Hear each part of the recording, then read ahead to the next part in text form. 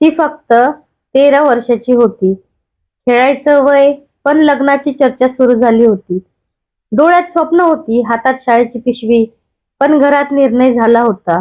मुलीचं लग्न लवकर व्हायलाच हवं. आई वडील वाईट नव्हते, पण समाज, परंपरा आणि भीती या सगळ्यांखाली तिचं बालपण दाबलं गेलं. ती रोज शाळेत जायची, पुस्तकं उघडायची आणि मनात म्हणायची, मी शिकणार, मी उभी राहीन. एका शिक्षकाने तिला सांगितलं, तुझ्या आयुष्याचा निर्णय तुझ्याच हातात असतो. त्या दिवशी तिने ठरवलं, बालविवाह नाही. आधी शिक्षण, मुलींना लग्नासाठी नाही, आयुष्यासाठी तयार करा. स्वप्न आणि बेडूक. सख्या गावाच्या एका लहानशा अंगणात ती उभी होती. डोळ्यात स्वप्ने आणि ओठांवर शांत हास्य.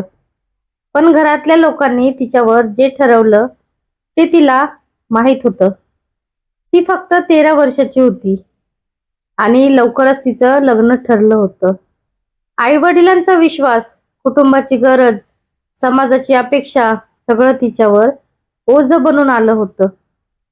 ती समजत होती, तिच्या वयाच्या मुलीप्रमाणे खेळायला हवं होतं, शिकायला हवं होतं, पण त्याऐवजी ती घरातल्या जबाबदाऱ्यांमध्ये अडकली होती. स्वप्न मात्र हिरावून गेली नव्हती. ती रोज शाळेत जायची, पाठीमागे पुस्तकांचा बोजा, पण मनात कुणाचंही लक्ष न राहता ती काहीतरी वेगळं शिकण्याचा प्रयत्न करत होती. तिच्या मैत्रिणी वयाच्या खेळात गुंतल्या होत्या. ती मात्र घरकामात, शाळेच्या अभ्यासात आणि भावनिक चिंतेत गुंतलेली होती.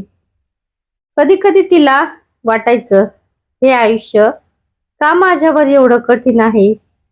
पण आई वडिलांच्या विश्वासामुळे तिने स्वतःला शांत ठेवण्याचा प्रयत्न केला. गावातल्या मंडळांनी ठरवलं होतं की लहान वयात लग्न होणं गरजेचं आहे, कारण मुलीची सुरक्षा आणि कुटुंबाचा मान राखण्याचा नियम होता. ती समजत होती, पण मनात खूप वेदना व्हायच्या. तिचं हसू आता गुप्त होतं आणि खेळण्याची इच्छा एका कोपऱ्यात बंद झाली होती.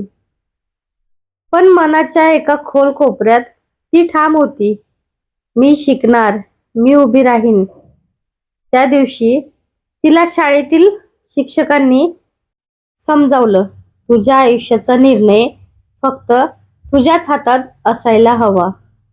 त्या शब्दांनी तिच्या मनात काहीतरी बदल घडवला. ती घरात गेली, आईला सांगितलं, मी शिकणार आहे, मी नक्कीच पुढे जाणार. आई तिथे थोडी रडली, कारण तिला माहिती होतं की समाज आणि कुटुंबाच्या दबावामुळे हे सोपं होणार नाही.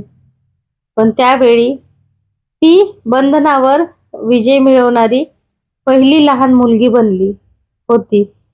लग्नाचा दिवस जवळ येत होता. गावभर चर्चा, तयारी, रांगोळी, भोजन सगळं परंपरेनुसार होतं. पण ती आतून कधीच तयार नव्हती.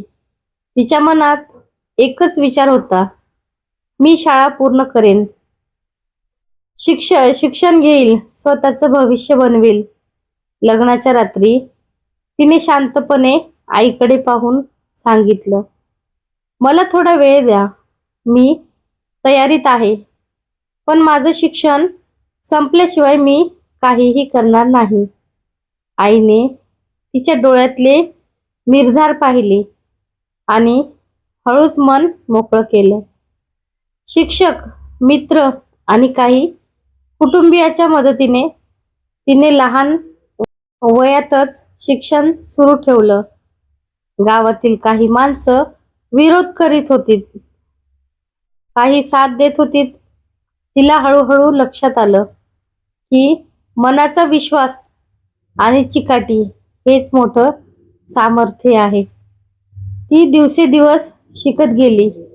सामाजिक विषय, गणित, विज्ञान सगळं आत्मविश्वासाने आत्मसात करत गेली. वर्ष गेली. लग्नानंतरही तिने शिक्षण पूर्ण केलं. स्वतःच्या पायावर उभी राहिली आणि गावातल्या इतर मुलींना प्रोत्साहित करायला लागली. तिने सांगितलं, बालविवाह थांबवायला हवा, मुलींना शिक्षण घेण्याची संधी द्यायला हवी, कारण शिक्षण हाच खरी शक्ती आहे. तिच्या कथेने गावातल्या लोकांमध्ये बदल घडवला. लोकांनी लक्षात घेतलं की बालविवाह थांबवल्यास मुली स्वतंत्र आणि सक्षम बनतात. घरच्यांनाही अभिमान वाटतो. ती आता लहान मुलींना शिकवते, प्रेरणा देते आणि तिच्या अनुभवातून सांगते, बालविवाह थांबवा, शिक्षण घ्या, भविष्य बनवा. तिच्या चेहऱ्यावर हसू, डोळ्यात विश्वास आणि मनात निर्धार होता की कधीही मुलींना त्यांच्या स्वप्नापासून वंचित राहू दिलं जाऊ नये. गावात आता काही मुली तिच्या शिकवणुकीला पाठिंबा देतात. त्या मुली आता शिक्षणात गुंतल्या आहेत आणि बालविवाह थोडा थोडा कमी झाला आहे. ती आपल्या जीवनातून सांगते, आपल्या संघर्षातून शिकणं आणि इतरांना प्रेरित करणं हेच खरी ताकद आहे. आयुष्य कठीण आहे, पण आपली चिकाटी, आपली जिद्द आणि आपला विश्वास आपल्याला सर्वात मोठ्या यशापर्यंत घेऊन जातो. ही कथा फक्त एका मुलीची नाही, ही आपल्या आजूबाजूला घडणाऱ्या अनेक घरांची सत्य परिस्थिती आहे. 13-14 वर्षाची मुलगी म्हणजे ओझं नाही, ती स्वप्नांनी भरलेली एक संधी असते. पण बालविवाह त्या स्वप्नांवर पहिल्याच दिवशी कुलूप लावतो. आपण म्हणतो परंपरा, समाज, मान, पण मुलीचं आयुष्य, तिचं शिक्षण, तिचं भविष्यापेक्षा मोठं काहीच नाही. शिक्षण दिलं तर मुलगी सक्षम होते. सक्षम झाली तर कुटुंब मजबूत होतं आणि कुटुंब मजबूत झालं तर समाज बदलतो.